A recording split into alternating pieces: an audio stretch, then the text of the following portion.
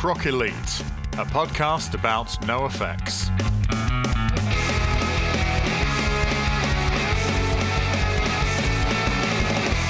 Once more unto the Punk Rock Elite, dear friends.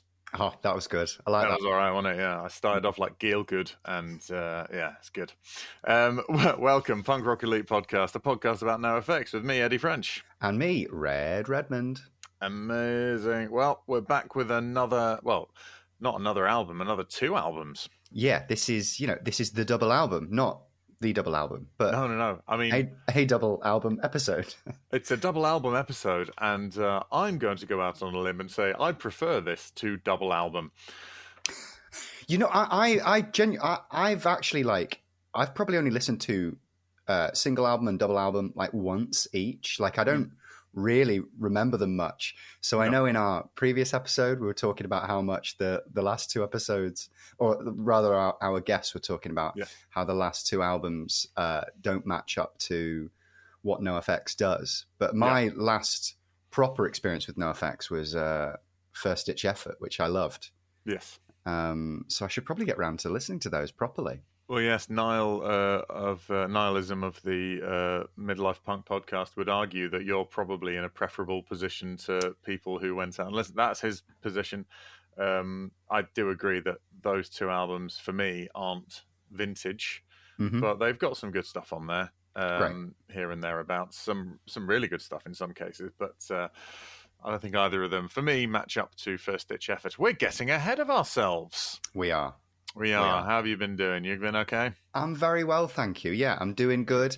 I've been listening to these albums. I'm really looking forward to talk about them. I think there's so much to go through, particularly. I'm really glad that we've decided to do an episode on both of these albums and compare them, because I think there's so much to say. I agree. Because you suggested it. I said, let's put that one on top as well. I mean, that is a good idea. Because these are the two. They did do a live version of Ribbed, which we touched on lightly in the Ribbed episode. Pardon me. I don't think Ribbed Live will be getting its own episode, to be quite honest. Yeah, we probably should have covered it in the Ribbed episode, potentially. I think we touched on it a little bit. I mentioned that... Cody from the Lillingtons sings one of the songs because it's too hard for Mike to play and sing at the same time.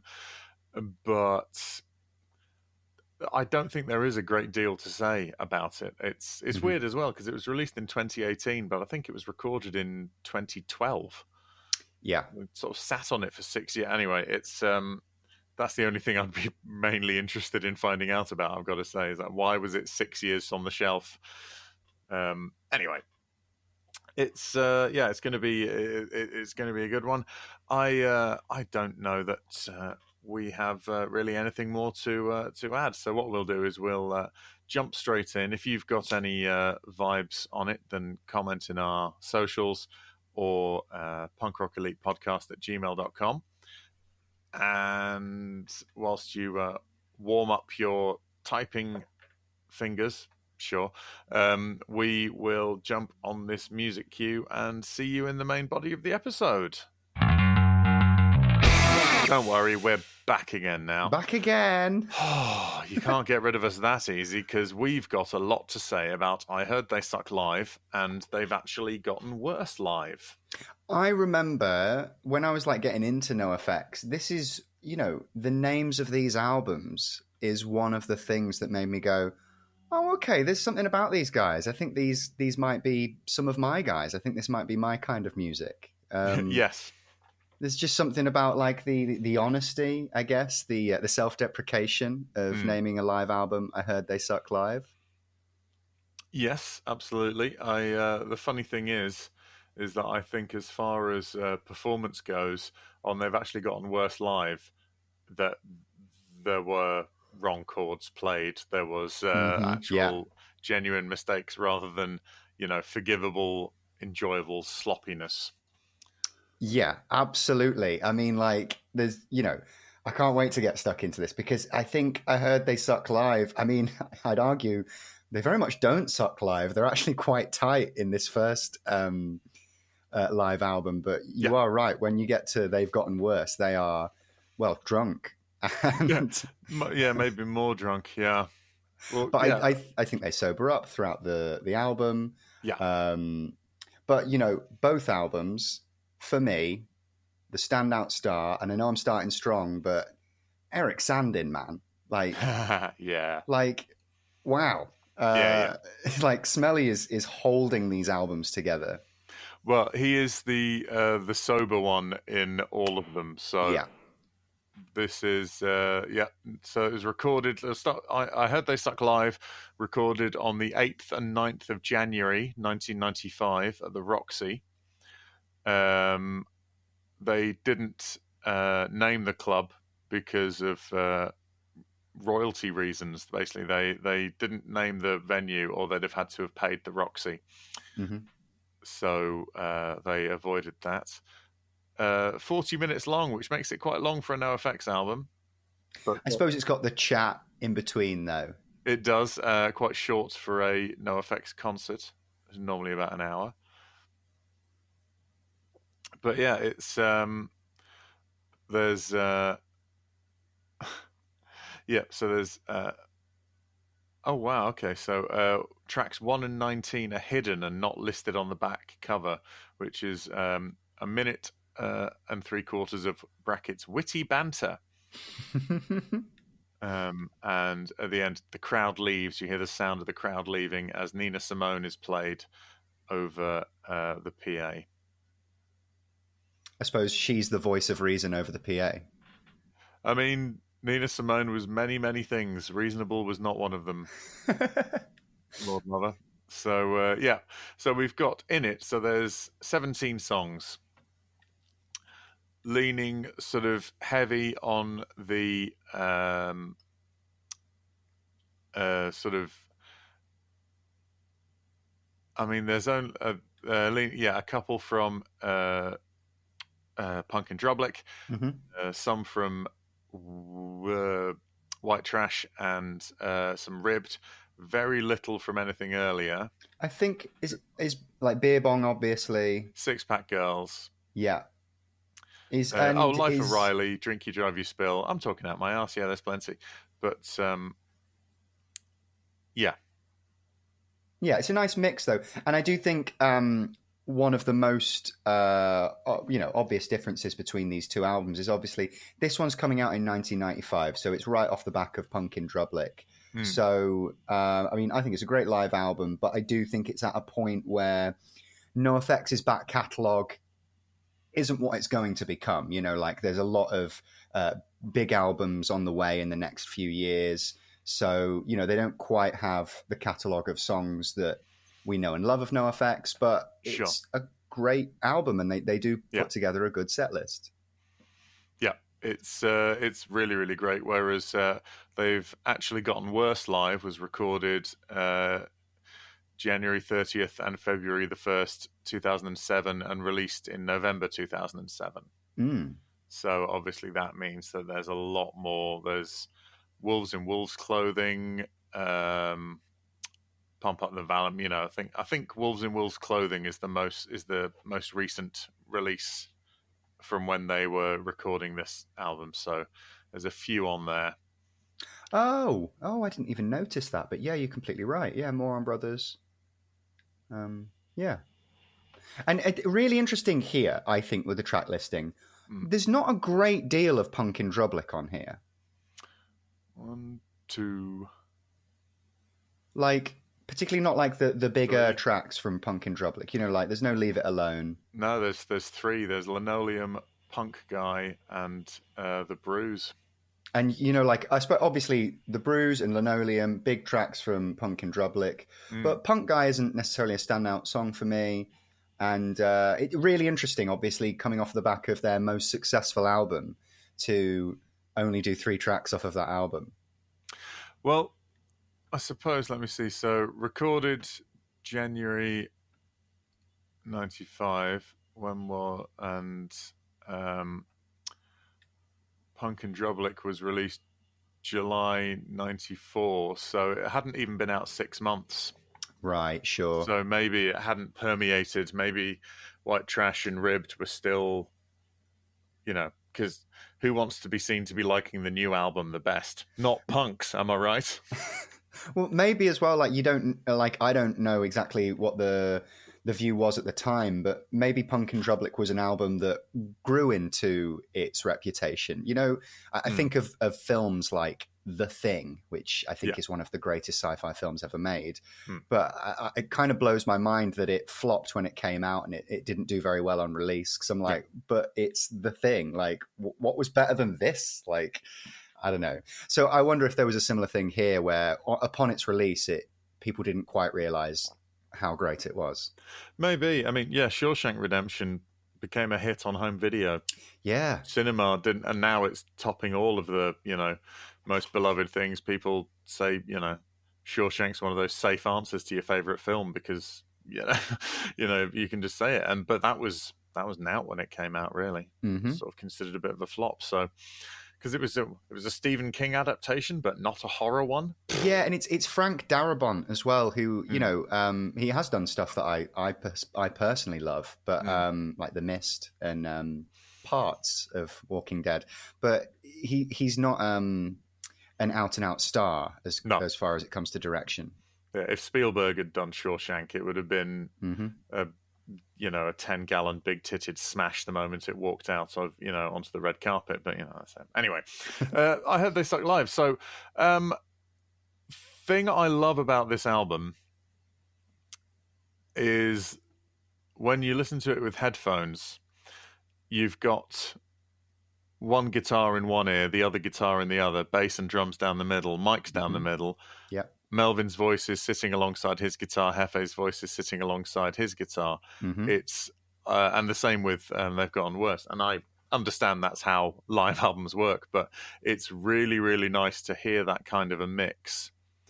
Yeah, because it just sort of makes it a bit more involved. You can, studio tricks. You can double track guitars. You can punch in and out. You can do all sorts of things, and that's what I really, really like about it, and just how sort of fun that vibe is. I like the mix of the amount of audience you can hear as well.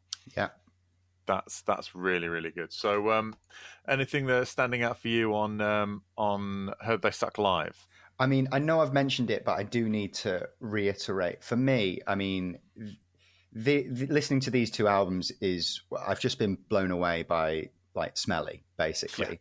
And it's just the fact, man, he's just so tight. I think it's what you were just saying, like on a lot of their studio albums, like you can be tricked into thinking that some of it's, tricks or it's been tightened in post or whatever. But when it comes to a live album, there's no hiding, Yeah. And he is so fucking tight. Yeah.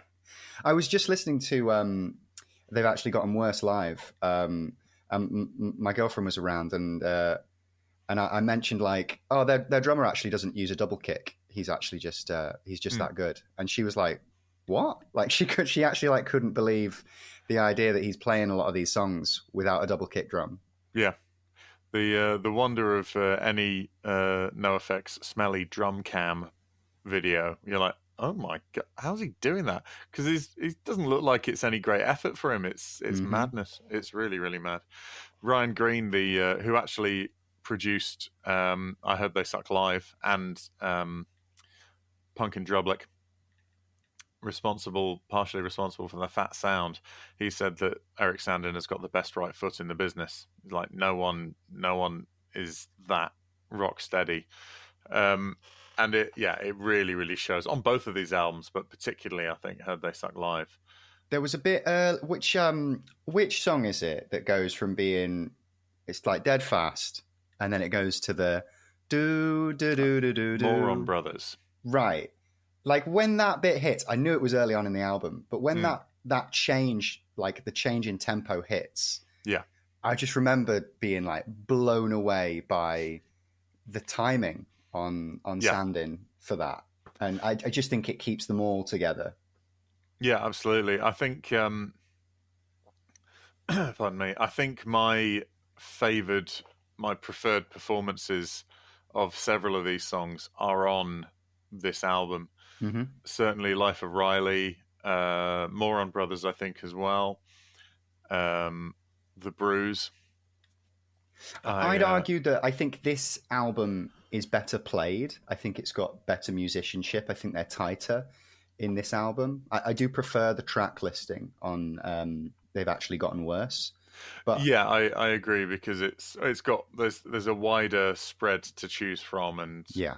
and in fact I probably do as well. But I think what sings through for me, I don't love the track listing here, but I do love this album, like, because I think it's the playing. I don't know, like it's yeah, they're good.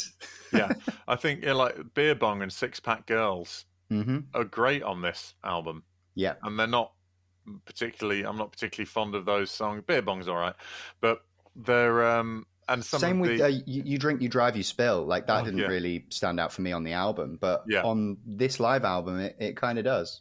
which is just as well, because the track is 3 minutes 31 seconds, which makes it the longest track on here. Although I imagine a lot of that is chat Yeah. afterwards. So, A lot of the tracks on They've Actually Gotten Worse, or they almost double in length due to, the chat at the start or end of the song. yeah. But this album, a lot less chat, but it's a little bit more of a live album. It's more about the music. I think so. I think they've put some chat in there, but I think also because they're from two different evenings, Yeah. and they sort of chop in and out, which I don't have a problem with particularly, especially if you're dealing with a band like NoFX. So I imagine U2 would be able to record a whole live album in one evening. But would you get the best out of it? It's sort of, where does that become a problem? So, I mean, I suppose that Nirvana live album was all different. The Muddy Banks of the Wishkah, that was all different, like live songs from different shows and stuff. Mm-hmm. And I think I think this is a perfectly valid way of doing it. It's interesting. But yeah, I think my favoured performances of a lot of these songs are on here. For my mind, like Life of Riley, but sung better. Great, can't argue. And yeah, with the Six Pack, was it Six Pack Girls, where it starts on 1 2 3 4 1 2 3 4? It's like really minor threaty, and that's another one where the drums really carry it just amazingly. We do have to sit through Together on the Sand, which is fine. You always need to sit through something towards the end of a gig. That's true, yeah. They finish with Buggly Eyes, which isn't my, and again, not one of my favourites. It's sort of like you've just had the bruise, and then they're like, yeah, I put Buggly Eyes on it, but I guess that's fine. But I think the bruise... I don't think either album has a particularly... I don't think either album has like a really, really big closer. No, and that may be deliberate. An anticlimax may be considered a joke. I suppose it's like a Shaggy Dog story, isn't it? A joke that goes on forever, and then the punchline is deliberately underwhelming. Who knows? It does sound like a very NoFX thing to do. Sure, absolutely. But the Kill All the White Men this is my favoured version of that as well, because they've actually put Ois into the when it goes punk at the end, which I like. Oh, there's a rudimentary P-Nice song in there, the Nothing But a Nightmare. Yeah, sure.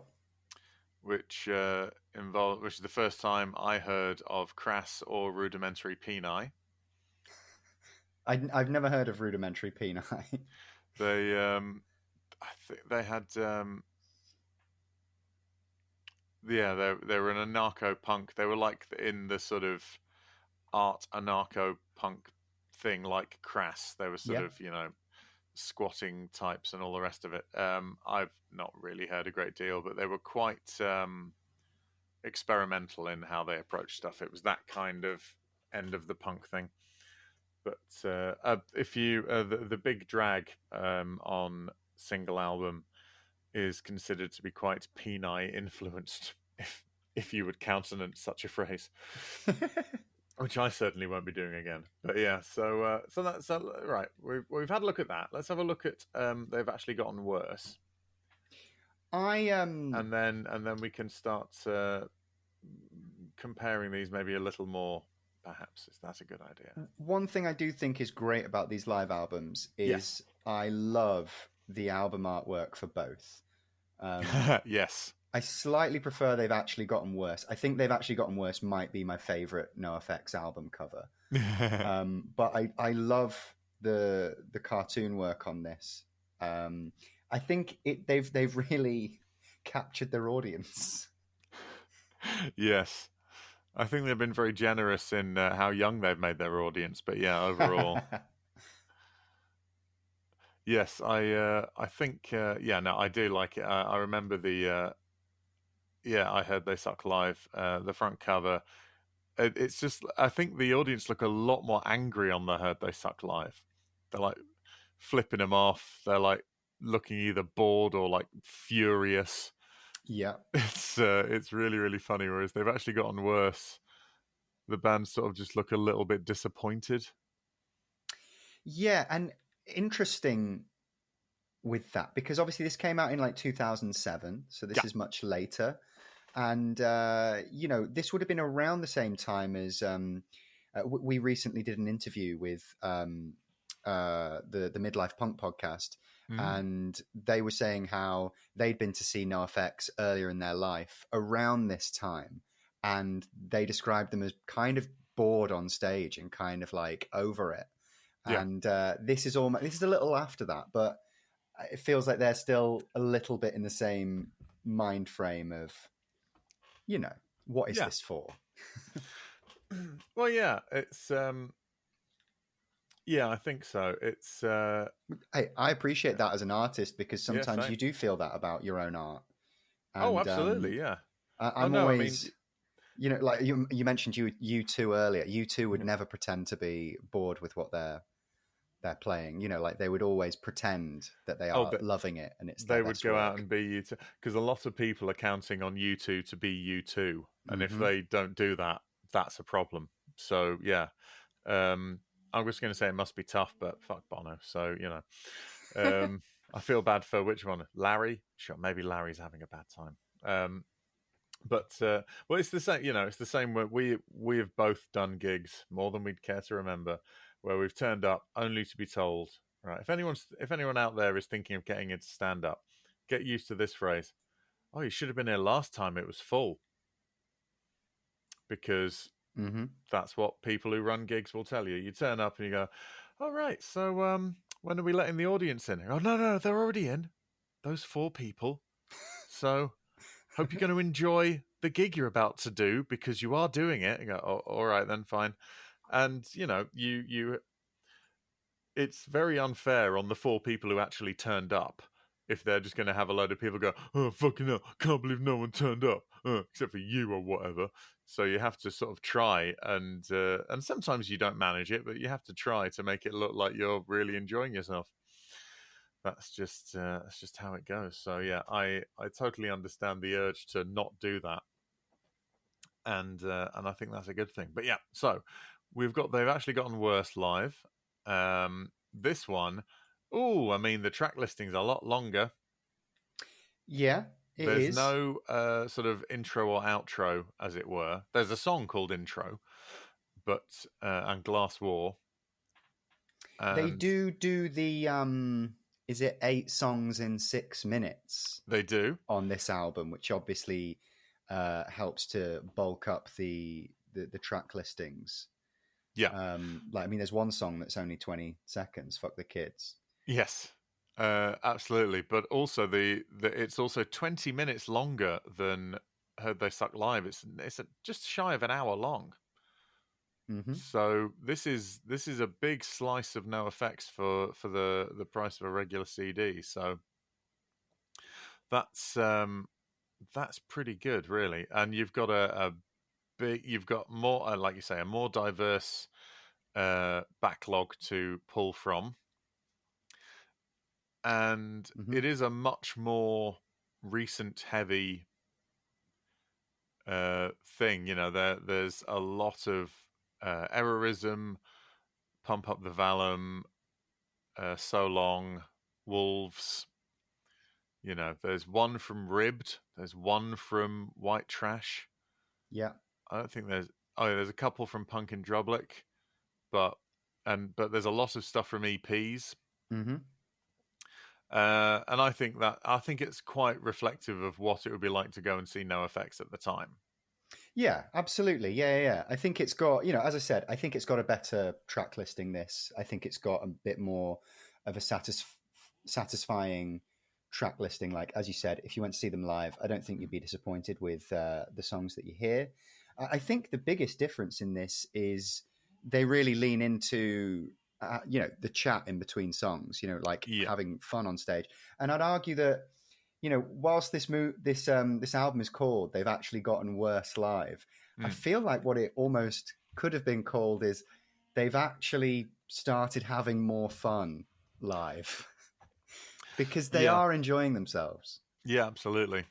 It's they're enjoying themselves partially because they've got 3 songs on here that they've changed the arrangements on. Yeah. You're Wrong, Whoops Which, I OD'd. I mean, "You're Wrong" might be. I mean, it's my favorite version of this song, and it Yeah. might be my favorite song on the album. It's really great. good. It's really good. They've got that one. They've got sorry, does that We March to the Beat of an Indifferent Drum. Mm-hmm. That version's really good with the trombone and the keyboard and stuff in a sort of more reggae style. Yeah. That's great. And Whoops I OD'd with the full band as well. Mm-hmm. I think all of those are probably are certainly better to see live. Seeing Mike play Whoops I OD'd by himself on the bass live, I don't know. It might work, but I don't think it would work at a big show. Maybe in a little club, pardon me, like 200 people. That might be pretty cool. Yeah. But We March to the Beat of an Indifferent Drum when it goes back into the fast, heavy bit. That's really, really great. We've got a couple of guests. We've got Matt from Flogging Molly on accordion for I'm Melvin. Yeah, which was a lovely little surprise. And I've noticed Melvin says during this interchange, "Oh, I can't play accordion."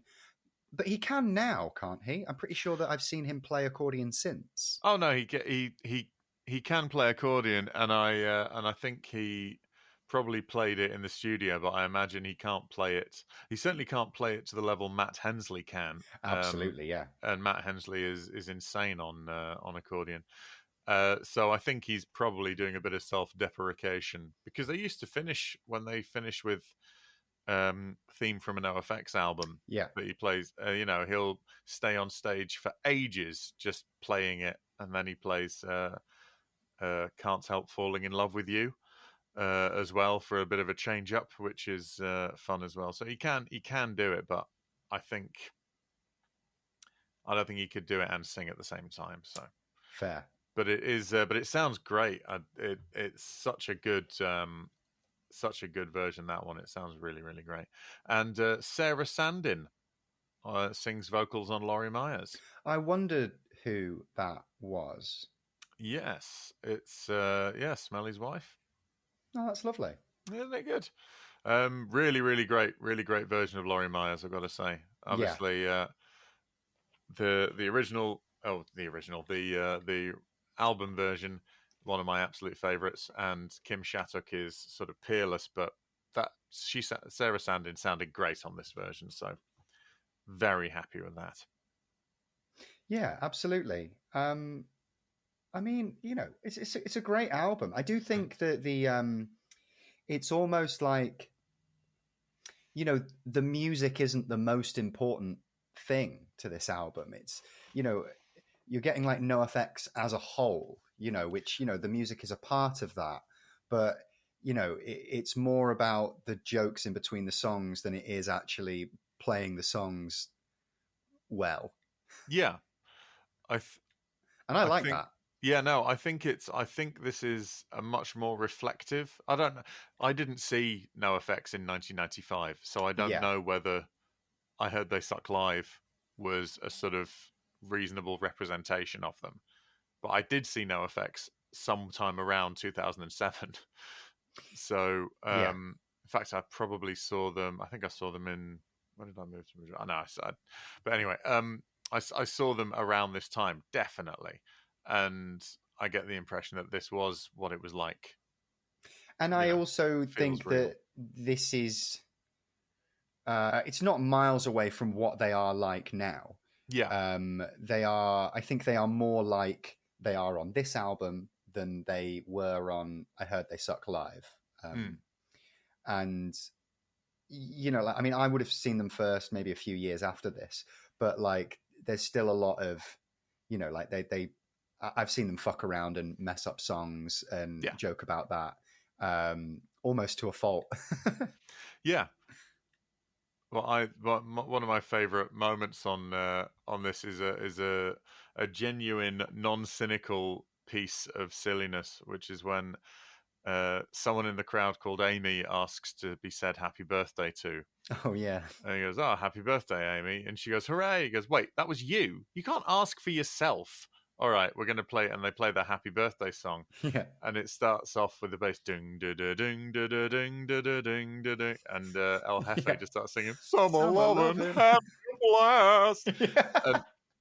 and that's funny. But Mike's response, which is to like stop playing, laugh, and go, "Don't fuck me up, dude," it's like one of the most genuine interactions Yeah. in it. You know what I mean? There's no performance in it. It was like actually real, and I think that could even melt the heart of Tom Sidwell from Midlife Punk Podcast. I think my favorite little aside in this is when Mike says something like, "Oh, they should name a Ben and Jerry's flavor after me." Hefe just as quick as Yeah. just like as quick as anything, just says "chunky drunky." Yeah, perfect. Lovely. Do you know what? I don't think it really annoyed me because Mike didn't even acknowledge it. Like the audience laughs and he Yeah. just sort of carries on. I'm like, mate, come on.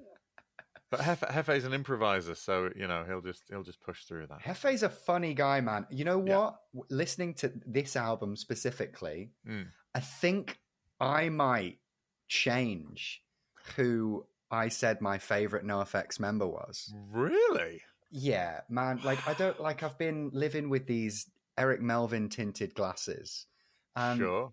it's all about Hefe. It's always been Hefe. Wow. It's always been Hefe. He's coming out all over again, Red. This is incredible. I support your journey. Wow. My All right then. pronouns are Hefe.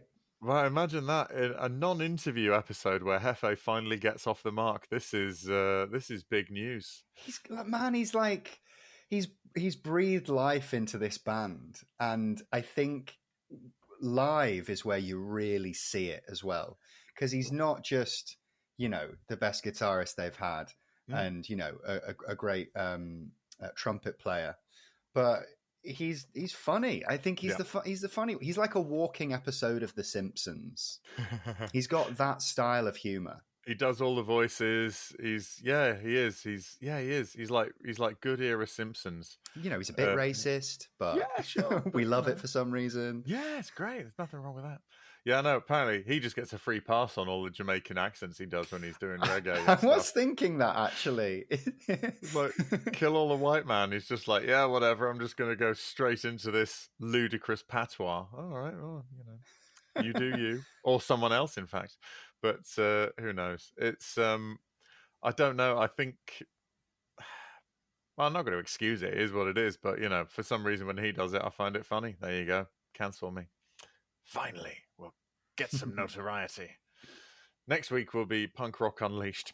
We're going to be that. We're going to be that naughty. So, yeah, and absolutely agree. And I think, and I really like the fact that he's actually gone into acting, and you know, he's in an improv group. He's actually flexing his wings a little bit. Yeah. Flexing his wings? Flexing his muscles, spreading his wings. He's mixing his metaphors all over the place, and I love that for him. But yeah, it's really, really cool. And he is properly funny on it. And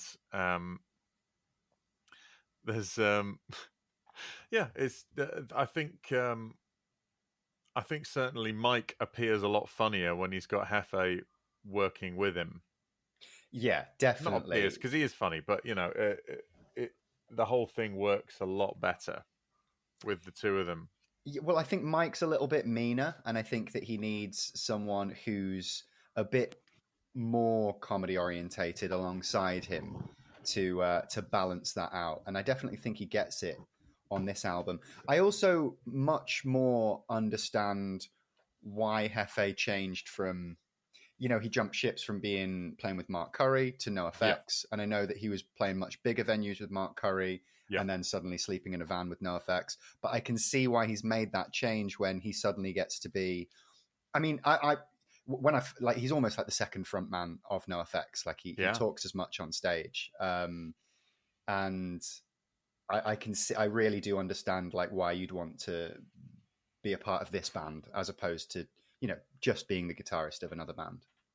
being the backing guitarist for Mark Curry is the name above the whatever on the canopy outside the venue. Mm-hmm. And you go in there, and and you have to keep on showing your badge, and people go, people say to you, "Oh mate, I went to see Mark Curry last night, it was so good." You go, "Oh yeah, I was there." "Oh mate, did you see the guy?" "No, I was on the stage next to him." Like, "Oh yeah, I don't care," whereas in this you get your due a little bit more. Yeah, And absolutely. and I'm absolutely certain he was very happy to have had two music jobs, because he went to school for music. He sort of actually studied this, and um, was a lot more sort of proactive about it, I suppose, in a way. I'm not saying you have to do that, but he'd sort of really planned this out rather than, Mike said himself he thought he was going to get his estate agent license, sell houses and play Yes, punk of on the course. weekend and stuff like that. So for them, it was like, oh, this is a fun thing that we really, really love doing. And it turned out that Hefe was always sort of thinking, no, I need to make this work for me, because he could have been a session player, he could have been Hmm. in any number of live bands of any kind of thing. He could have been in a mariachi band, he could have been in a jazz band, he could have been in a funk band. He's got the chops and the interest to be able to do that. And instead, he went, I get to be a big dumb clown and play this shit as well. And I think that's really inspiring. But yeah, you're right. I've always had a great deal of affection for Hefe, especially in a live setting. Yeah, absolutely.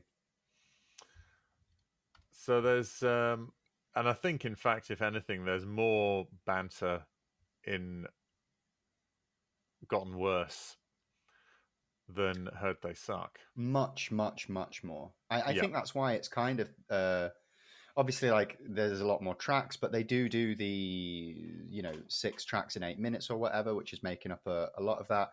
I Mm. think the length of this album is because of the banter in between songs. I mean, there's a Yes. few songs that end, and then you're looking at the track, and the track's got 2 minutes left, Yeah. and that's just them shooting the shit. Well, yeah, like we march to the beat of an indifferent drum, for example. That's Mm. 5 minutes 40, but a big chunk of that is them introducing Matt Hensley, who plays on the next song, Yeah. and that kind of thing. Like Green Corn, 2 minutes 55. That's definitely got some chatter on the end. You know what I mean? It's Yeah. all this kind of stuff. It's and there's some little. Also, they're less precious about stuff. They seem to be messing around with stuff. Mike does a lot of. There's on the Wikipedia page. There's all the lyrical changes are listed, which is nice.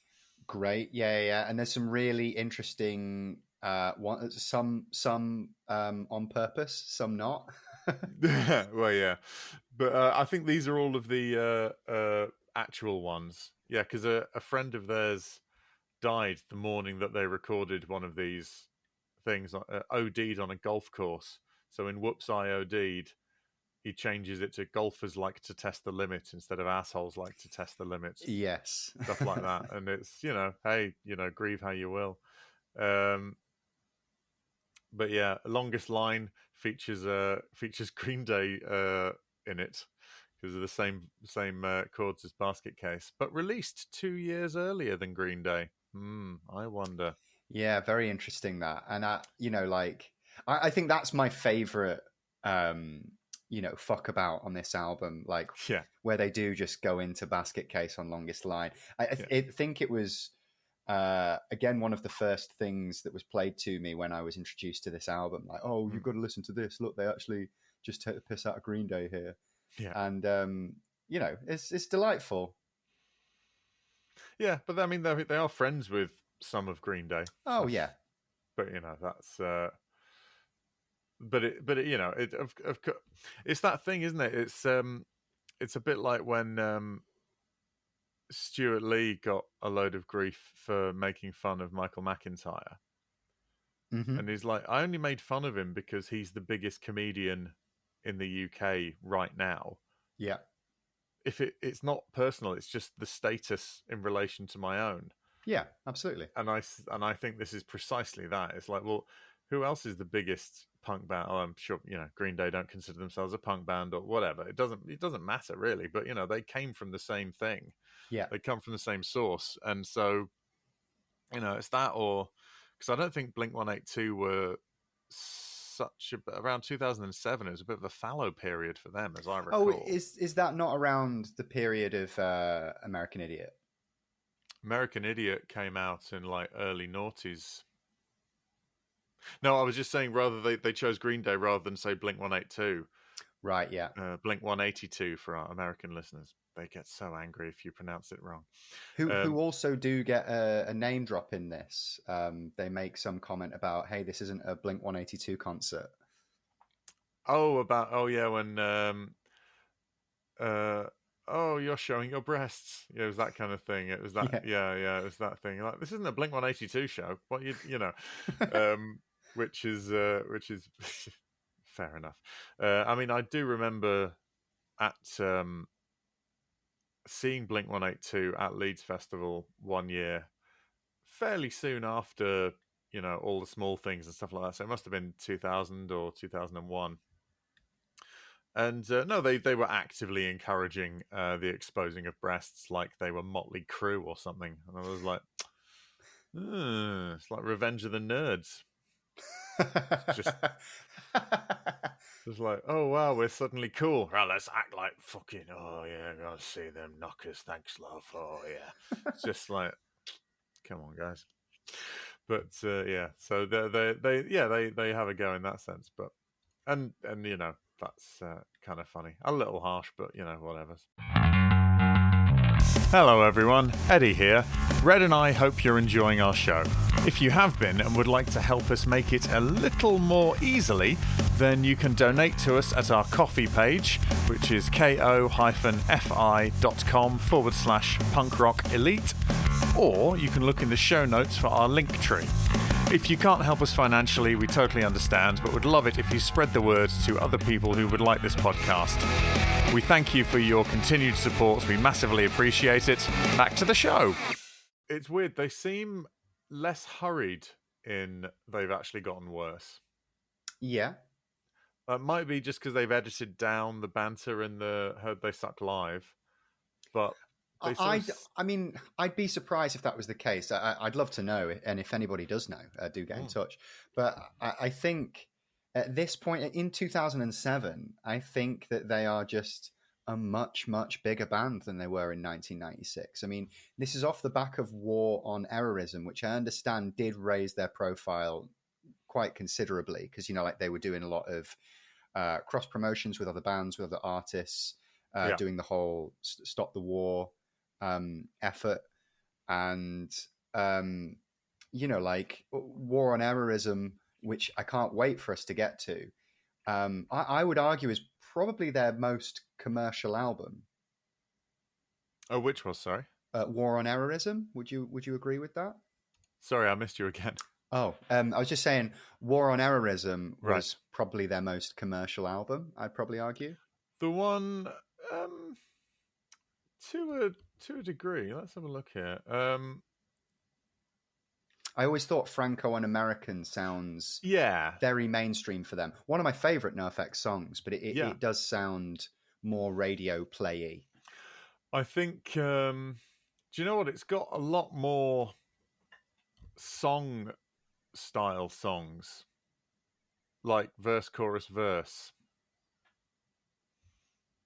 rather than their sort of weirder thing. So maybe it was because of maybe they wanted it to be a bit more accessible Mm.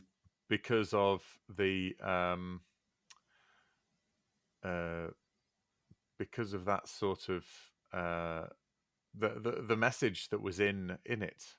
Do you know what I mean? Like the it was very political. It was sort of wanting to be a bit of social change, and so maybe they thought a slightly more accessible album. I don't know.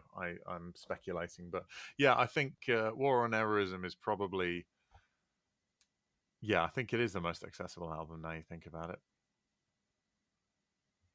I'm just having a look here. Sorry, I'm ever so slightly distracted. I'm trying to the Heard They Suck Live was recorded at the Roxy, Yeah. and they've actually gotten worse. Was recorded at Slim's in San Francisco, which was opened by Boz Scaggs. And I'm just trying to find out what the capacities are. It's not interesting. It's slightly interesting, but yeah. So I just thought maybe they're probably playing a bigger venue for. They've actually gotten worse live. Yeah, it doesn't say, does it?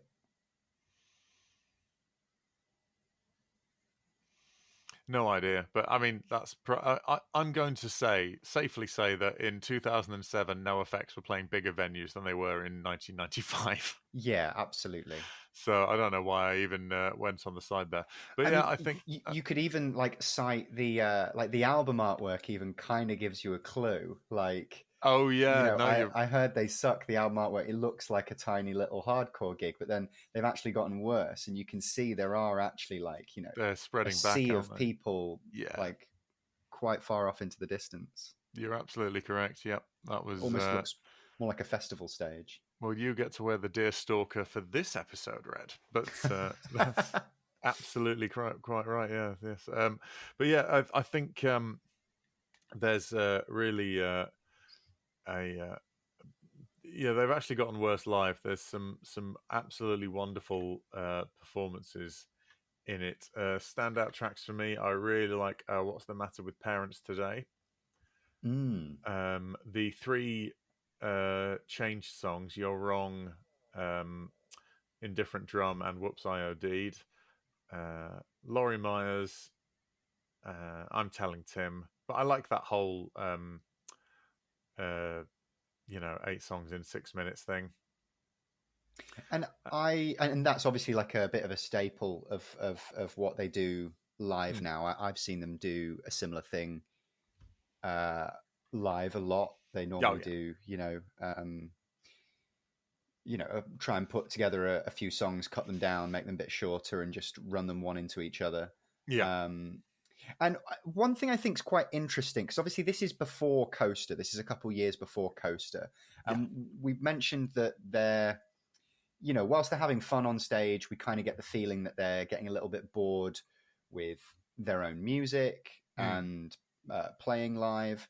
And I think that's really interesting, because I think Coaster is like the next step for them. Like I think NoFX go through a lot of different eras, and I think Coaster is the start of a brand new era for them, where they kind of get over that sort of the slump that they feel in playing live, and they learn to love their music again. As Interesting. But it kind of evolves. Like like Coaster is my favorite album. I'm not saying it's the best album, Sure. not at all. It's personally my favorite. I quite like the tracks on it. But like it feels like a very different era to. But it feels like this is very much the start of that era, if that makes sense. Yeah, interesting. I think maybe I Heard They Suck Live is the start of their sort of more rapid ascent. They've got Punk and Droblick under their belt, and by 1999, so only 4 years after this was recorded, they're going to be putting out The Decline. They're going to be, the sort of Brave New World. I mean, you could argue at this point they've released their seminal albums. If I Heard They Suck Live. Yeah, so like before they've actually gotten. Oh, sorry, I meant before they've actually gotten worse live. Oh right. Oh, I see. Yes, yes. So by this point, you've had obviously Punk in Drublic, War on Errorism, Wolves in Wolves Clothing, Mm. and I think a lot of people would argue like those are the big ones. Maybe White Trash. Um, So Long. Don't underestimate So Long. oh, of That course. was Sorry, yeah. What I'm even playing at? Yeah, of course. They've done So Long, which features in this heavily. yeah. Um, and yeah, I feel like there's a little bit of a weariness to their music where they're almost like aware they've done their biggest work, Yeah. which is why I like Coaster, because I think they re-energize from that point on a little bit. I think with the with Coaster, for example, I think that's when they stop being quite so fast. We Mm-hmm. never get back to that pure blistering speed of what I consider to be the So Long Yes. speed. That real, that SoCal punk beat, the fat sound, the fat drum beat. And they released that in 98 or something. And so they sort of never really went back to that level in their new material after that. And so that was sort of like that. They had their sort of hardcore wannabe thing up to Ribbed. And then when Hefe joined in, they were like, oh, right, okay, we'll start off this sort of moving through White Trash into Punk in Drublic. And then they had the fat sound all the way through to 99. And then sort of that, this period sort of between then and this live album. And so if they were to do a live album now, I'd be very interested to hear what they would think, because obviously they're doing sort of full albums, couple of full albums or full album and the decline in their tours. But if they were to put out another live album, it would be very interesting to see what that looked like. I'm actually really, really surprised that they haven't. I mean, when you think, I heard They Suck Live was 95. This is 2007, so 12 years after. I mean, we're sat here in 2023, and I don't believe they've done another full-length Nope. live album. Only Ribbed, but that seems count. crazy to me. Like, I this think deserves an update. Well, I think what they're doing, and I don't know how to access it, I think what they're doing is they are offering, as a part of their tickets, MP3s of each concert. They are, but I feel very, because I saw that because I recently purchased parking for the Leeds event, and I did see that. I don't know. I feel a little bit cynical about it because I mean it's 16 quid, which I do think is a lot for an album, particularly a live album. And yeah, there's something about it where these were properly released. These were released commercially. And if you want to go and sit down and listen to a NoFX live album, you kind of have these two choices and Live in a Dive. But and full shows online. Yes, of course. But these are the albums that everybody kind of has to listen to if they want to listen to live albums by NoFX. Whereas if you're just going to release live recordings of all of your final 40 shows, which is what I understand they're doing, then you kind of like, well, that's 40 different recordings. It loses the communal aspect. We're not going to do an episode on each of those 40 recordings. Absolutely not. But I think that it's entirely possible that they might put out an album of one song from each of them and have like a double live album of the last tour. Of course, and that would be brilliant. I'd be that well up to for me that. Sounds like something that would, one, make a lot of sense. Yeah. Two, actually be a 40 demand songs for. in 40 cities. Yeah, 40 shows. I think I wouldn't be surprised if that came out. I think it would be kind of silly if they didn't. Absolutely. And also, we will do that as a podcast episode because we wouldn't even we could do that as a full episode. We wouldn't need to compare that to anything. That would be great. Yeah. Oh no, absolutely. So if NoFX are finally listening, do that or just send us them and we'll make one. Yeah. Because what's 40 times 16? Too many. a lot of money.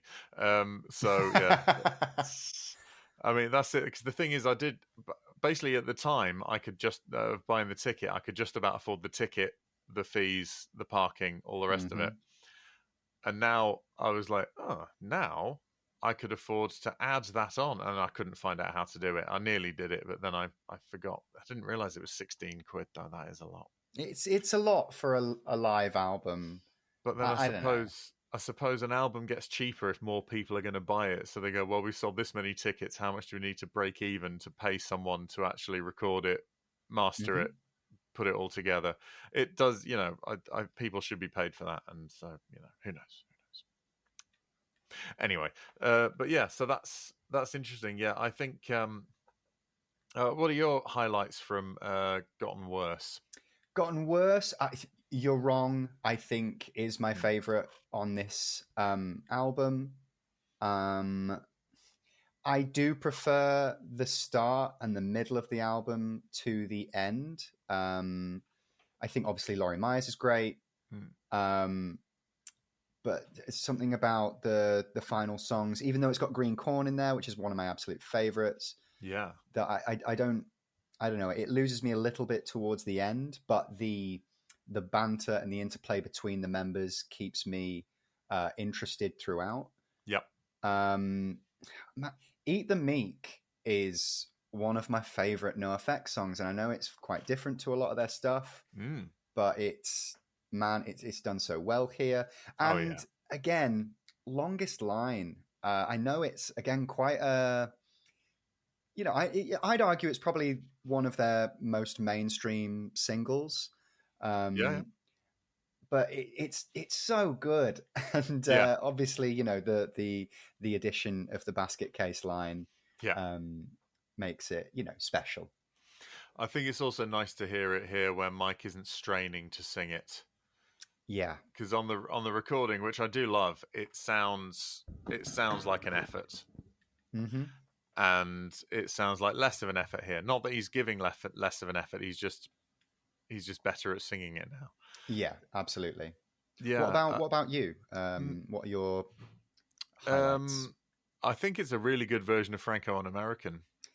Yeah, despite like there are errors in it, like because he's Yeah, really drunk at this point. Like Mike in mm. particular, like there's a few like real fumbles of lyrics where he can almost can't get the words out. But But I agree, it's a there, great version. and there's a part of me that thinks that's because he's too busy thinking of what he's going to replace lyrics with, Yeah, because yeah, he Public Enemy and Reagan Youth is the dead Kennedys and Wasted Youth, yes. and then he does the bridge which he did on Late Night with Conan O'Brien, over We the all think our instead what's of it? just going, that's no way to go, Franco. And instead of doing the Hmm. chorus, he goes, we all know George Bush is an imbecile. He loves dick, but he hates homosexuals. I'm sick and tired of the embarrassment. The whole world wants us to kill our Kill our fucking. fucking president. Yeah. I think it says, on Conan O'Brien, he didn't say president because I think they bleeped it out or like muted it, or he just didn't say it because he'd get in a lot of bother. Well, But he says it on the record. on the Spotify version, he doesn't say it. Oh, really? On the Interesting. Spotify version, which is what I listen to, they just blank it out. So president, you just is inaudible. I'm pretty sure it's like that on the album version, but who knows? Oh, okay. Um, but yeah, and yeah, I really really like it. But I think it's weird. I think as long as you've got Sandin holding it down, Yeah, that man. they can get back to anywhere because Sandin isn't stopping, No, absolutely not. And it's and I'm they actually maybe I'm kind of a bit blown away. Like so they're this drunk yeah and Sandin's just like yeah not, and he's just okay sat with there. that. I don't know, like what a nice I mean, guy, I guess. there was a point where he wasn't okay with that. Yeah, and But they that is have, really fair. yeah, yeah, absolutely. There's the bit where he's like, "You're literally doing coke in front of me. Hmm. How about no?" And that's a big deal. I've had various issues with sobriety, and various people in my life have not been helpful. Yeah, Um, absolutely. and it does sting. You do sort of think, I don't need you to think about me all the time, but thinking at all would be, Well, that kind of thing. particularly when you're holding the whole thing together. I don't think I've ever been that instrumental in any situation where this kind of thing's happened to me.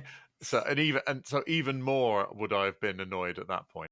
There's a really funny thing on the Actually Gotten Worse Live wiki, which is in the bit marked reception. Said the album received generally good reviews. Well, punknews.org gave it 3 stars, and Crawdaddy gave it a rating of favourable. So it's not really across the board, but they praised the band's humorous performance. However, the album was universally criticised for fading out to the decline instead of playing the whole song. Yeah, I wanted to talk about this because I actually didn't realize it was the decline on first listen. It does fade it out pretty quickly.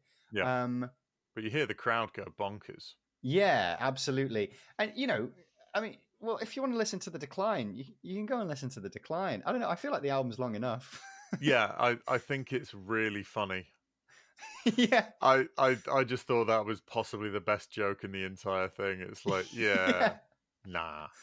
It really made me laugh. Well, maybe this was. Do you think this was recorded over several nights? You know how we couldn't find where this was recorded?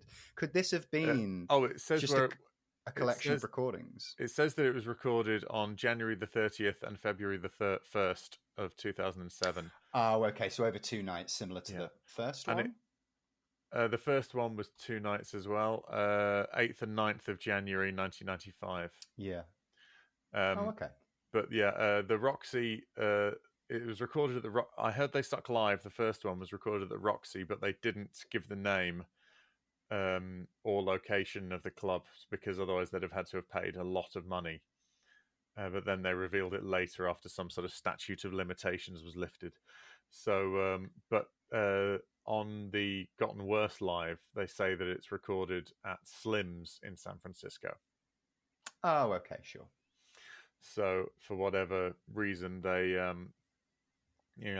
according to the, here we go. On September the 26th, 2007, the band posted a bulletin from their MySpace profile. How 2007 of you. Regarding the album. Ever done something you regret while drunk? I know. So embarrassing, right? Ever woken up and rubbed your pounding skull and said, what did I do last night? Oh man, you should have seen yourself. First, you got totally blitzed, and then, this is the best part, you recorded a live record. That's right. Back in January, NoFX booked 3 nights of talking mixed with the occasional song at Slim's in San Francisco and recorded a live record. It's their sloppiest, drunkest, funniest, best-sounding recording ever, with new versions of old songs, rare songs, and they even made sure not to play any of the songs off their 1995 live album, I Heard They Suck Live. I Heard They'd Gotten Worse Live is scheduled to make the Walk of Shame into record stores sometime in November. That's good copy.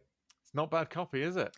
And interesting that, so it was booked 3 nights. So yes, it would have been the 30th, 31st, and 1st. I never know how many days there are in months. I did learn the thing where you put your knuckles down or whatever it is, but I forget. But it's not accurate, is it? Because there's is there 28 days in February or something stupid? I don't know. Sometimes. Who knows? Sometimes there isn't. Not us. That's the thing. Yeah, exactly. Doesn't matter. I've got a calendar for that kind of shit. I'm such a calendar sheep. Oh, no wonder. It's like, there are some people who still drive places without sat navs. I'm like, why?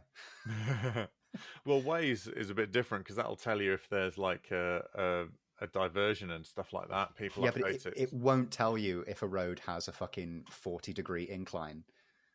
Oh, right. Is that so? Like, it does send you like in air quotes quicker ways, but you end up going over the strangest roads imaginable. Oh, really? Okay. I thought that was just a problem with your car, where you're like, no, my car can't do slope. Like, well, you've moved to the wrong fucking city then, haven't you? Oh, no, I've got a Jeep. I'm all right. Oh, right. got a full Range Rover. I've got an armored vehicle. It's fine. It's 8-wheel drive. But yeah, it's yeah. So I think these are possibly some of the very good places to start for NoFX. You know, Yeah. the eternal question: how would you introduce a non-fan? Well, I actually think one of my first introductions to NoFX was someone, and it might have even been yourself, playing me the longest line off of this album and going, "See, they do a bit of basket case here, isn't that funny?" And you go, "Oh, that is quite humorous." Sounds like the sort of thing I'd do. Yeah, it's possible. I think it's yeah, I it's weird. I think there's a certain level of, I don't know how they blend it together. There's a certain level of cynicism in They've Actually Gotten Worse live, and I don't know what it is. I think it might be that this is where we have met post-drugs Mike. Of course, yeah, because he famously started doing drugs much later in life. Yeah, he drank booze and had a bit of weed, but he was never a weed guy. Like Melvin and Smelly, who are both, I think, still weed guys. I'm not sure though. Yeah, Hefe gave up, didn't he? He was briefly so. a weed guy.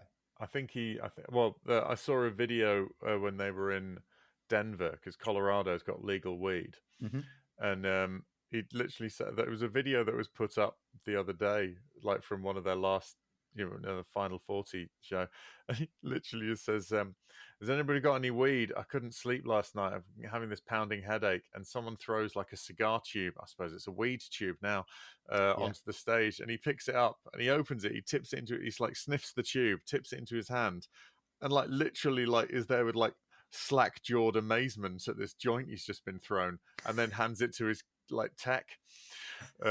So maybe he indulges from time to time now, rather than I think after a show might be his rule. Oh yeah, I think so. No, I think they're all being I think they're all trying to be sort of more present with these last shows, I would think. But yeah, I remember it was actually comedian and actress Amy Gledhill I was talking to about NoFX, and she said, I really like NoFX, but when we saw them last time, all Mike did was talk about drugs for the entire set, and it was just like it was like, when that lad at uni has his first go on a spliff and all of a sudden turns up in like with like sort of weed necklaces and fucking a rasta tam and stuff like that, and it's like yeah we know, mate. It's like yeah oh sorry I just got a bit of the paranoia off all of the weed that I smoke now. It's like yeah okay, get it. Phew. Oh, it's a bit like smoking weed, this, isn't it? It's like, it's not. Will you shut up? Yeah, and Mike was a bit like that, and still can be to my taste, because I find people who sort of show off about taking drugs to be utterly boring. Well, funnily enough, like I was listening to this album this morning. They've Actually Gotten Worse, and my girlfriend was in the room, who isn't an NoFX fan, and loves drugs. She made a she made a really good point where she said, "I don't think these guys' lives are as chaotic as they're making out," and I do agree to a point. I think that, hey, look, same as any entertainer, they are playing a role. Like they are doing a bit, they are doing a turn, sure, and they are playing, heightened characters or caricatures of themselves. I mean, they're literally, their names are Fat Mike, El Jefe, Smelly. Like, this is and Eric, and Melvin. Yeah, but even Melvin doesn't go by his first name. They're all these. When Aaron Alberta gets in his car, drives to Mike Burkett's house or wherever for the rehearsal and all that stuff. Then they get on the plane, and then out, Aaron Alberta is given his guitar by his guitar tech, and he walks on stage, and then he's like, "Hey!" He's El Jefe. Then it's there's a level of, there must be some of that, because I just don't believe you can. Well, also, Mike says very much that when he's not on tour, he's generally sober. He doesn't, he whenever he gets like really messed up when he's off tour, that's when he's in like a depressive state, having a really horrible time, and that's a problem. Whereas, he uses when he's on tour as a part of the thing, and I'm like, well, that's fine. It's and it makes sense. But I think when he first sort of started doing like ecstasy and cocaine, it was like he'd just discovered something and he thought no one else noticed. And it's like, did you not see all the people doing heroin around you in the 80s and stuff? It was like, people know about drugs, Mike. So sometimes that's kind of less interesting banter for me, but there you go. But but I think that's one of the things, I suppose. But that two properly solid pieces of work from NoFX on these two, I think. Absolutely, yeah. And I think it really breathes a little bit of fresh air back into their back catalogue. I think it definitely adds something. It adds it gives me more of an understanding of who they are as musicians and people. And I don't know. I think these live albums really, man, they're great. Like they just add something else to the back catalogue. I feel very stupid that I've not listened to them more. I heard They Suck live a lot when back in the 90s, because there were fewer NoFX albums. Yeah, and it's a good way to hear some of your favourite NoFX songs of the time. Yeah, absolutely. All in one place. I think I didn't own the Longest Line EP, so it was the only place I had to listen to Kill All the White Man. Sure. And all that kind of thing. I didn't own the earlier albums, so everything like that, I didn't. Life of Riley, Nowhere, things like that. Drink You Drive You Spill, all of those kind of really hardcore-y ones. I didn't have access to because there was no YouTube or streaming in those days. So unless you owned it or had a copy of it, you didn't have it. So yeah, I think that's great. And then they've actually gotten worse. I don't know why. I haven't listened to that one more either. It's really, really good. I think sometimes, it's funny. Yeah, I think I might have got sort of turned off the stage banter a little bit, possibly because of it was like I went to see if you're familiar with Glassjaw. Yep. Right. When the first Glassjaw out, or I don't know if it was the first one, but Everything You Wanted to Know About Silence, which was out in the 90s, there was their song Pretty Lush was on a Kerrang CD, and it was just brilliant. We're like, wow, this is really cool, really excited. But every time they tried to tour Europe, the singer's Crohn's disease would flare up due to probably, food and water levels that it wasn't used to. Yeah, absolutely. That sort of change is really, really bad for that. And so would end up being hospitalized and sent home before they played the gigs that I'd got tickets for. And this happened loads. Wow. And it wasn't until, fuck me, gosh, must have been... So we sort of first had tickets to see them when we were maybe 15. And I think my friends and I finally got to see them when we were about 25, 24. I was going to say they've been touring recently, haven't they? Yeah. Yeah. But the thing is, I didn't care much for their second or the album after that. It sort of was a bit... I really liked their hardcore stuff, really enjoyed it. Yeah. And we went to see them in Manchester, and Pulled Apart by Horses were supporting them. All right, Leeds band. And we watched them, and he stopped being straight edge, and he would just occasionally shout things like, "I'm addicted to X," and "Hey, someone get me another fucking beer." And I was like, "What the fuck is wrong with you?" It's like it was just...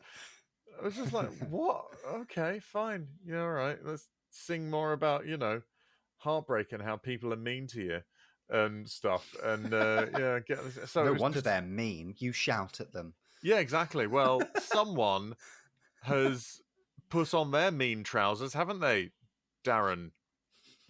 I think that's his name. He did some vocals on that first Finch album as well. He did some screaming on it, I think. Yeah. That was one of those albums that was, of its time, but Oh, it is a little time capsule, that what it is to burn. Oh, yeah, yeah. yeah, Put that on and you're whisked back. yeah. It's like 2002 or something like that, 2003. Yeah, everyone was going around, rooting through Chino Moreno's sort of laundry basket, going, I need these trousers to be as baggy as possible, thanks. Lord love him. What's even funnier is Chino Moreno had really baggy trousers. Then he lost From loads of weight. Deftones, right? Yeah. And then he lost loads of weight and didn't get any new trousers. So he was like uber baggy. I was like, oh, wow.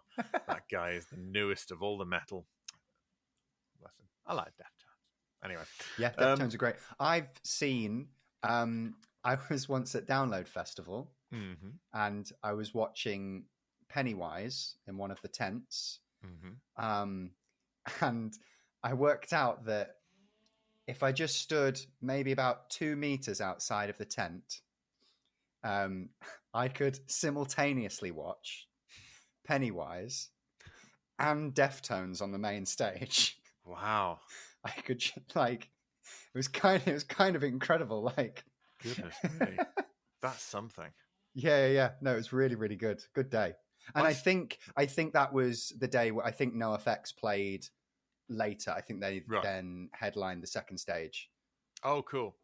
Yeah, I saw Deftones once, and in the middle of their set, they just covered "Say It Ain't So" by Weezer. Yeah, they do that a bit. Yeah, unironically, just straight up.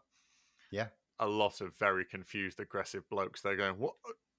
I don't what." It's Deftones, so it is extreme. It's a good cover, though. It is good, yeah, no, very good. Yeah, so it's I don't know why that. Although it was also funny when everyone should be allowed to cover Weezer's Blue album. Blue album, Pinkerton, it's fine by me. Sure, I like the green one as well. Yeah, it's got its moments. Yeah, I liked. Although I saw Weezer one year and they played Teenage Dirtbag because they assumed loads of people would be there, assuming that they were Wheatus. That's funny. So they just played it and went, yeah, that'll do. I thought that was very good of them.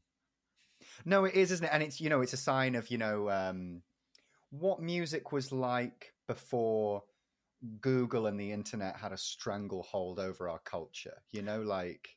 Also, I get the impression that there was a lot of LimeWire downloads. Teenage Dirtbag Weezer. Yeah. So Anyway, yeah. So that, but yeah, I think it comes back to, do you think that these are representative of NoFX as a live band? Absolutely, yeah. I think more so, they've actually gotten worse. Maybe I Heard They Suck was a good representation of them at the time, but they are much more chatty now. Yeah, I mean, in my experience, I'd say that's pretty much accurate. There may be some people. There will always be some people who maintain that these are the least accurate representations of NoFX live ever, and I'm more punk than you. But that's fine. We'll attract that type with the name like Punk Rock Elite. But yeah, I would absolutely love it if they did that 40-song live thing of their farewell tour. I think that would be a brilliant way to sign it off. I think my final point on these two live albums is I think it's quite interesting. They're not playing all of their biggest songs on these, particularly they've gotten worse. Like at this point, you've done So Long, and there are tracks from So Long on here, but I don't know. There's a lot of tracks missing that I'm surprised at. It makes a lot less sense of a set list than Heard They Suck Live. Yeah. I Heard They Suck Live makes total sense with the back catalogue as it stood. It does, yeah. Gotten worse, they seem to be very, very preoccupied with having stuff from 7 inches, from sort of little EPs and stuff like that. Mm-hmm. And, look, it's up to them what they play. People get pissy about Radiohead not playing Creep or whatever. It's like, they don't have to play what you want. You've bought a ticket to see them do a show. You don't get to dictate the show. A side note, the best gig I've ever been to was, I what year was it? Around 2017, something like that. Hmm. But I saw Radiohead headline Glastonbury, Oh yeah, and they played all of the hits. really? Like, it was the set list they said they would never do. It Wow. was mega. Also, the big screens didn't show any pictures of them. Like, so, like, if you were as far back as me, like, you couldn't see them at all. Like, the screens were just doing like almost like Like a a slideshow Windows thing, or media visualizer throughout the whole show. wow. But they did Creep, they did No Surprises, they did Airbag, they did Lucky, they did man, like it was Bloody hell. good fucking gig. That's mad. They do Street Spirit Fade Out. Yes, of course they did. I lost my shit. I was on a lot Wow. of MDMA. It was, Well, I was yeah, going through my phase as Mike did, where Yeah. I did lots of drugs and spoke about it far too much. Sure. I remember I actually had to. I've recently apologized to Alistair Beckett King, who's quite a successful stand-up comedian Yeah, and very friend good. of ours, Yeah. who I was watching the gig with. And I recently said to him, I was like, "Oh, I think I was going through my awful drug phase at the time. So I'm sorry if I was absolutely awful to be around." And he was like, "Oh no, actually, I didn't really notice that. So apparently I wasn't that bad." But That's good. in He's a my very head, sweet man, though. So I was, doing my best Fat Mike impression of, "I am on so many drugs. Look at me." yeah. I don't think we hung out a huge amount during that time, and I'm delighted. Probably for the best. Yeah. No, I'm very happy, which is why we're still friends. Yeah, so that's it's one of those things. I mean, I'm sure drugs are delightful, but being next to someone on drugs, I had well, I ended up in hospital a couple of times, but Oh. I have basically grown to the understanding that I was built for weed and acid and nothing else. fair enough. Yeah, I think there's something very, very powerful in understanding what your drug is. Yeah, I would recommend giving the drugs a go and Sure. finding out finding it out younger in life as well. I'm glad I did that in my 20s. Sure. But sometimes you just take drugs and then you wake up very sad. Yes, I understand And it depends whether it's worth the sadness. And for Well, me, the it thing never is was. that I can wake up very sad. Yeah, exactly, right? After a salad. So, Yeah, exactly. I'm like, I don't need any assistance on that one. That's fine. Yeah, I get existential dread for free. In fact, a lot of my life is waking up sad after a salad. But it's that's the thing, is that I sort of, I don't know. Someone was like, "Oh, come on, surely you want to have as much fun as that guy." I'll turn around, there's a guy trying to chew his own ear. I'm like, I don't know. I think if that was a dog, they'd put it down. So anyway, that's fine. Have your drugs if you want them. But yeah, I think far too many people think that weed and booze are their drugs, and they absolutely aren't. Yeah, It's a shame that more drugs aren't readily available in a sort of a safe, consistent way, because so many people would be better on those ones they're not supposed to have than the ones they're currently allowed. I completely agree. And so therefore I think it would be a lot easier if but what about we'd lose money on alcohol. Okay, find a way. I thought you were supposed to be capitalists, right? I thought you were supposed to be good at this. Also, since lockdown, a lot of people aren't drinking as much. So I don't really drink alcohol anymore. I very rarely do, yeah.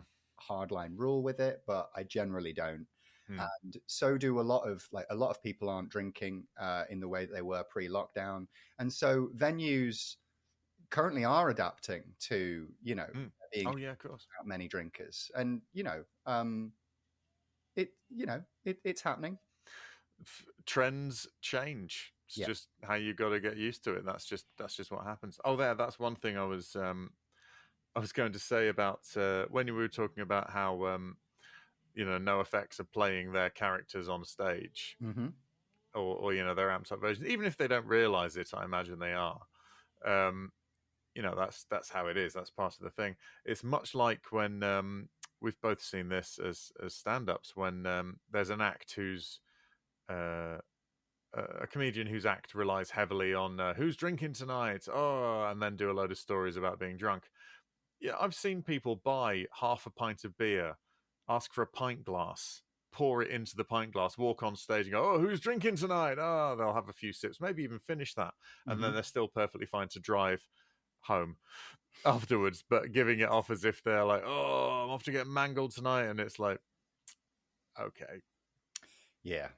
But, if it works, it works. That's... we also know plenty of people who are definitely drunk while they perform every single time. So, while they drive home, and they should not be trusted. And absolutely while they drive home. I'm not friends with those ones, but no, me neither. That's how it is. Anyway, don't drink and drive. You might spill your drink. Bringing it back to Heard They Suck Live, track number 8. Yeah, cool. Well, we're going to do an outro for this one, so we'll see you on the other side. Won't be a moment. Oh, well, we've just stepped outside of the club. Our sweaty shoulders are steaming in the cool night air. And, oh no, someone's been sick on all over the T-shirts on the ground. Never mind. Sorry about that. £5 your T-shirt, £7 your uds. That's what they cost in my day. So there we go. They're the NoFX's live discography. It's good, man. Do you know what? Can't argue. I think it's pretty solid. Even the songs that I'm not that thrilled about, I still think are good live. I agree. And, I'm chomping at the bit for a new, updated NoFX live album. And I think you make a great point. They should be doing 40 songs in 40 cities, recorded across this final tour. If they don't do that, well... That's weird, isn't it? I don't know what I'll do. But it may involve crying. I mean, certainly a huge... I'll feel worse than if I had a salad and woke up the next day. I'll be in tears. But yeah, I just think, given how savvy Mike has been as a business person, and how much he sort of enjoys sort of special releases, special editions, limited runs and stuff like that. You'd think that, it'll definitely be out on like a quadruple vinyl or something like that, won't it? That'll be the only way it's going to be consumed is that way. So, yeah, absolutely. But someone will definitely digitize it, and they'll be a blessed person. So, yeah, absolutely loved listening to these again. Really, same. really, really enjoyed it. The first one, Heard They Suck Live, has a lot of nostalgia for me because it was one we listened to a lot as sort of like when you'd listen to music with your friends as a thing, which doesn't happen so much the older you get, particularly post-lockdown, I suppose. And they've actually gotten worse.